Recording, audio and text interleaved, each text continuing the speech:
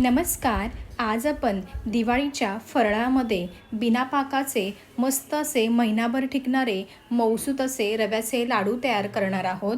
अजिबात दूध किंवा साय न वापरता मी हे लाडू तयार केलेले आहेत.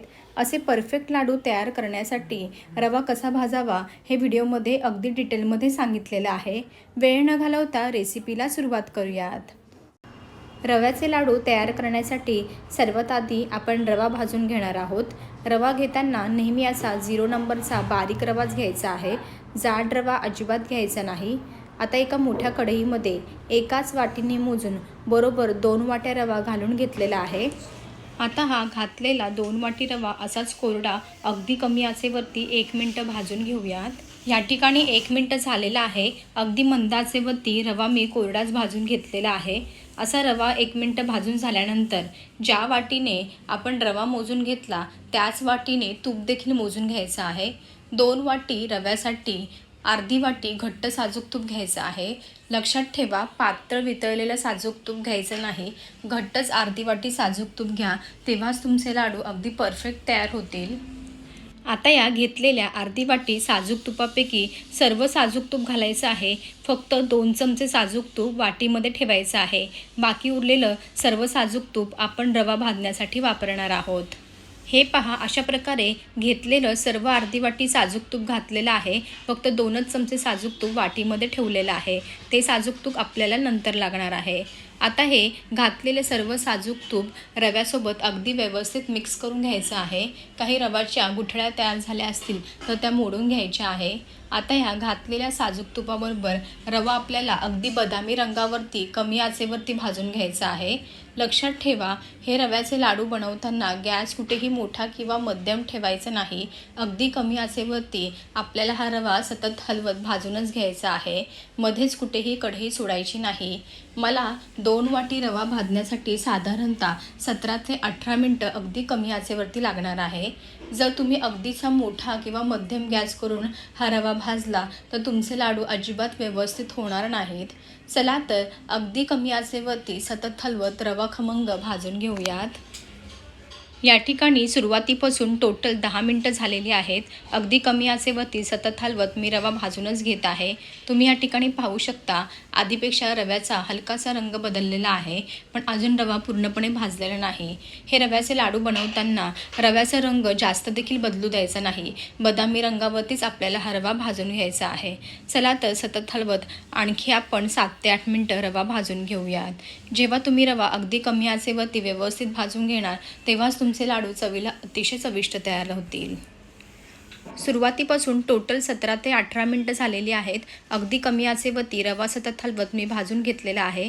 या ठिकाणी आपला 2 वाटी रवा मस्त असा बदामी रंगावरती भाजून तयार आहे. अगदी असाच रवा भाजून घ्यायचा आहे. परफेक्ट. आता लाडू अजून चविष्ट तयार होण्यासाठी मी यामध्ये 1 चमचा वेलची पावडर घालणार आहे. घातलेली वेलची पावडर देखील मस्त असा भाजून घेतलेल्या रव्यामध्ये मिक्स करून घ्यायची आहे. एकजीव करून घ्यायची आहे. आता वेलची पावडर देखील व्यवस्थित मिक्स करून घेतलेली आहे.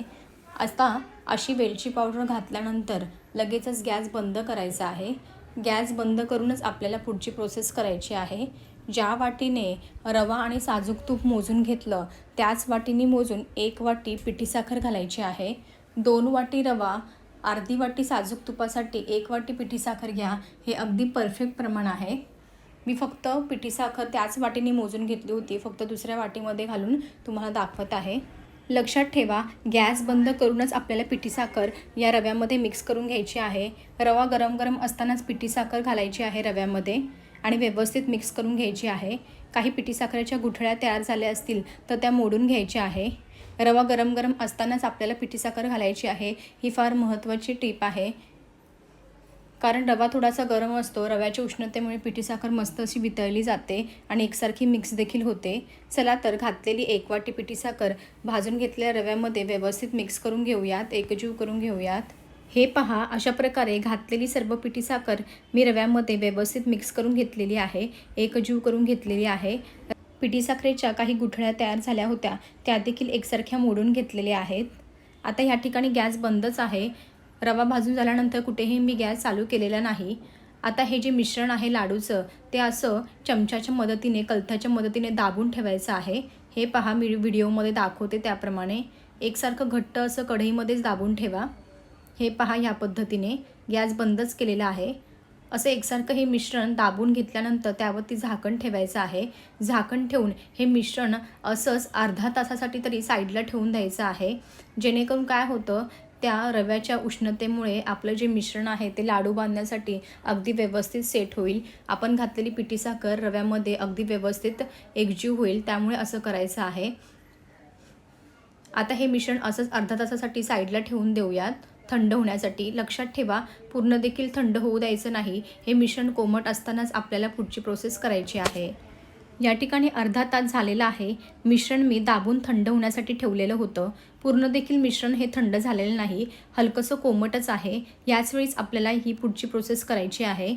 मी सुरुवातीला रवा भाजण्यासाठी अर्धी वाटी घट्ट साजूक तूप घेतलं होतं, त्यापैकी 2 ते 3 चमचे साजूक तूप ठेवलेलं होतं। आता आपण हा जो दाबून घेतलेले रव्याचे मिश्रण आहे ते व्यवस्थित एकसारखं फोडून घ्यायचं आहे कलथ्याच्या मदतीने। हे पहा या पद्धतीने। आता उरलेलं जे 2 ते 3 चमचे साजूक तूप ठेवलेलं होतं ते सर्व साजूक तूप या मिश्रणामध्ये घालायचं आहे आणि व्यवस्थित हाताने एकजीव करून घ्यायचं आहे, मिक्स करून घ्यायचं आहे। मी व्हिडिओमध्ये दाखवते त्याप्रमाणे। हे पहा अशा प्रकारे घातलेलं 2 ते 3 चमचे साजूक तूप मी मिश्रणामध्ये अगदी व्यवस्थित एकजीव करून घेतलेलं आहे। मस्त असं मिश्रणाला बाइंडिंग आलेलं आहे। तुम्ही या ठिकाणी पाहू शकता। तुम्ही ह्या स्टेजला सुद्धा लाडू बांधून घेऊ शकता, पण आपल्या मिश्रणाला अजून छान बाइंडिंग यावी यासाठी मी हे जे तयार करून घेतलेले लाडूचे मिश्रण थोडे थोडे करून मिक्सरच्या भांड्यामधून बारीक करून घेणार आहे। त्यामुळे काय होणार आहे, आपले लाडू अजूनच चविष्ट तयार होतील। चला तर ह्या पद्धतीने थोडे थोडे मिश्रण मिक्सरच्या भांड्यामध्ये घालायचं आणि 1-2 वेळा फिरवून घ्यायचं आहे। लक्षात ठेवा ही प्रोसेस जी आहे मिश्रण कोमट असतानाच करायचं आहे। पूर्ण थंड झाल्यानंतर सुद्धा मिक्सरच्या भांड्यामधून काढू नका, नाहीतर तुमचे लाडू व्यवस्थित वळले जाणार नाही। त्यामुळे मिश्रण हलकंसं कोमट असतानाच आपल्याला थोडे थोडे मिश्रण मिक्सरच्या भांड्यामधून काढायचं आहे। 1-2 वेळा चांगलं फिरवून घेतलेलं आहे। हे पहा आता एका मोठ्या परातीमध्ये काढून घेऊयात। याच पद्धतीने उरलेले सर्व लाडूचे मिश्रण थोडे थोडे करून मिक्सरच्या भांड्यामधून 1-2 वेळा मिक्सरला फिरवून घेऊयात। हे पहा अशा प्रकारे मी सर्व लाडूचे मिश्रण मिक्सरला फिरवून घेतलेलं आहे। मस्त असं मिश्रण या ठिकाणी तयार झालेलं आहे। हे पहा परफेक्ट। आता व्यवस्थित एकजीव करून घ्यायचं आहे, मिक्स करून घ्यायचं आहे आणि लगेचच लाडू बांधायला सुरुवात करायची आहे। थोडे थोडे मिश्रण घेऊन मस्त असे गोलाकार लाडू बांधून घेत आहे। तुम्ही या ठिकाणी पाहू शकता अगदी सहजरित्या लाडू मस्त असा गोलाकार तयार होत आहे। व्हिडिओमध्ये सांगितलेल्या काही बारीकसारी टिप्स वापरून जर तुम्ही हे लाडू बनवले तर तुमचे लाडू देखील अगदी सुंदर तयार होतील। 2 वाटी बारीक रव्यासाठी अर्धी वाटी घट्ट साजूक तूप वापरा, हे अगदी परफेक्ट प्रमाण आहे। त्यासोबतच मिश्रण कोमट असतानाच मिक्सरला बारीक करून घ्यायचं आणि लगेचच लाडू बांधायचे, म्हणजे तुमचे लाडू देखील अगदी मस्त असे गोलाकार तयार होतील। थोडेसे वरतून मनुके लावायचे आहेत। याच पद्धतीने तुम्हाला मी अजून एक लाडू तयार करून दाखवते। मस्त असा गोलाकार लाडू तयार होत आहे। चला तर याच पद्धतीने उरलेले सर्व लाडू तयार करून घेते। हे पहा अशा प्रकारे मी सर्व लाडू तयार करून घेतलेले आहेत। माझे 2 वाटी रव्यामध्ये 17 ते 18 लाडू तयार झालेले आहेत। जर तुम्ही बारीक बारीक लाडू बांधले तर तुमचे 20 लाडूसुद्धा तयार होतील। मस्त असे तयार झालेले आहेत लाडू। तुम्हाला मी एक लाडू फोडून दाखवते म्हणजे तुमच्या लक्षात येईल। हे पहा काय मऊसूत असे लाडू तयार झालेले आहे। कशी वाटली तुम्हाला माझी आजची रेसिपी? आवडली असेल तर जरूर करून पहा। हे लाडू महिनाभर हवाबंद डब्यामध्ये आरामशीर टिकतात। अजिबात साय किंवा दूध न वापरता मी हे लाडू तयार केलेले आहेत। मस्तच।